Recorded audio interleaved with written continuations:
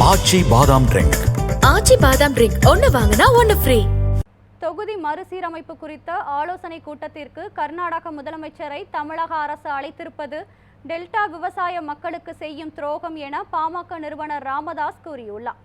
விழுப்புரம் மாவட்டம் தைலாபுரம் இல்லத்தில் செய்தியாளர்களுக்கு பேட்டியளித்த அவர், தமிழகத்தில் செயல்படுத்தப்பட்ட திட்டங்கள் குறித்து வெள்ளை அறிக்கை வெளியிட வேண்டும் என கூறினார்.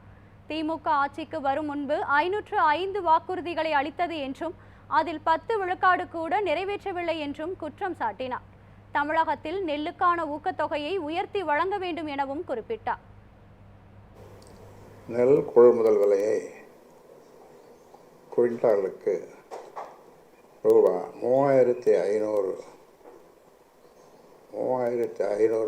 உயர்த்தி வழங்க வேண்டும் என்று உழவர்கள் தொடர்ந்து வலியுறுத்தி வருகின்றனர்.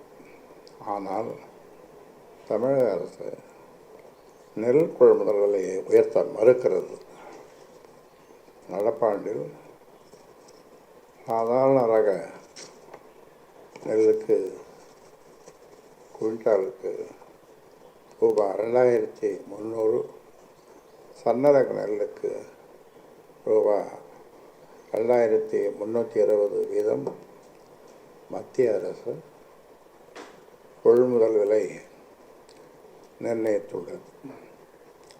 அத்துடன் சன்னரக நெல்லுக்கு குவிண்டாலுக்கு ரூபா 120, சாதாரண ரக நெல்லுக்கு குவிண்டாலுக்கு ரூபா 105 ஊக்கத்தொகை வழங்குவதுடன் தமிழக அரசு அதன் கடமையை முடித்துக் கொள்கிறது.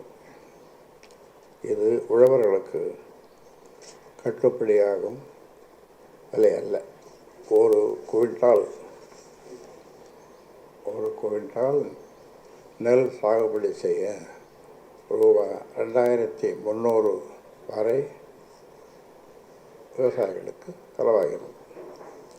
அப்படியானால் அத்துடன்